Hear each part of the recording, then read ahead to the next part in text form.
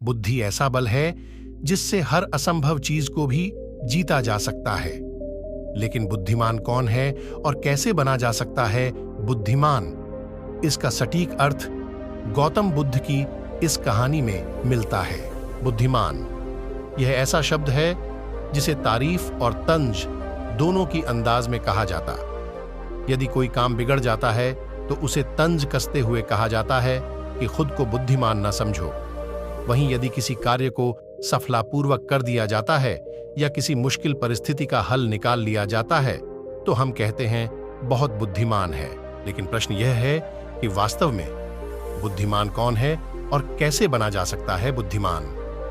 बौद्ध धर्म के संस्थापक महात्मा गौतम बुद्ध के विचार और कहानियों से व्यक्ति को प्रेरणा मिलती है। गौतम बुद्ध के जीवन से जुड़ी ऐसी एक नहीं बल्कि कई कहानियां हैं जिससे कई समस्याओं का हल मिलता है। इन्हीं में एक है बुद्धिमान होने की परिभाषा। बुद्धिमान की परिभाषा और इसका सही अर्थ गौतम बुद्ध के जीवन से जुड़ी एक कहानी पर आधारित है। बुद्धिमान से जुड़ी गौतम बुद्ध की कहानी, एक गांव में एक लड़का था जिसका दिमाग बहुत तेज था। उसकी यह खासियत थी कि वह किसी भी चीज को बहुत ही आसानी और कम समय में सीख लेता था, जबकि उसी चीज को सीखने और समझने के लिए अन्य लोगों को काफी समय लग जाता था। लड़के की यह ख्याति दूर दूर तक फैल गई। सभी लड़के की तारीफ में कहने लगे कि उसके जितना बुद्धिमान कोई नहीं है। लड़का चित्रकारी, मूर्ति बनाना, गीत गाना जैसे अन्य कई चीजों को जानता था। अपनी प्रसिद्धि को बढ़ाने के लिए वह अन्य काम और चीजों को भी सीखने लगा। इस तरह से उसे अपनी बुद्धिमत्ता पर अहंकार हो गया, क्योंकि वह साधारण व्यक्ति होकर कई असाधारण काम भी आसानी से करने लगा था। एक दिन लड़के का सामना भगवान गौतम बुद्ध से हुआ। लड़के को खुद पर खूब अहंकार था और इस कारण उसे किसी से ईर्ष्या नहीं होती थी, क्योंकि वह खुद को ही श्रेष्ठ समझता था। लेकिन पहली बार उसे गौतम बुद्ध को देख ईर्ष्या हुई और वह अपनी तुलना बुद्ध के साथ करने लगता है। वह देखता है कि बुद्ध के पास भिक्षा मांगने के लिए एक कटोरा है और उसके पास अपार धन। बुद्ध ने साधारण वस्त्र धारण किए थे और उसके वस्त्र कीमती थे। बुद्ध नंगे पैर थे और वह नंगे पांव जमीन पर पैर भी नहीं रखता था। इस तरह से लड़का एक नहीं बल्कि कई चीजों से गौतम बुद्ध के साथ अपनी तुलना करने लगा। हर चीज से तुलना करने के बाद वह मन ही मन सोचता है कि आखिर मैं इस भिक्षु के साथ अपनी तुलना क्यों कर रहा हूं, जबकि इसका और मेरा जीवन बिल्कुल अलग है। वहां मौजूद सभी लोग गौतम बुद्ध का सम्मान कर रहे थे।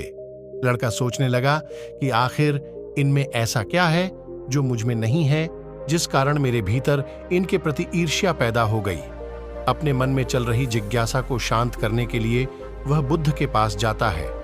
वास्तव में कौन है बुद्धिमान? बुद्ध के पास जाकर वह कहता है, मैं इस गांव का सबसे बुद्धिमान व्यक्ति हूं और आप अपने आसपास जो भी देख रहे हैं मैं वह सब करना जानता हूं। मैं किसी भी कार्य को बहुत कम समय में सीख लेता हूं, इसलिए सभी लोग मेरा सम्मान करते हैं।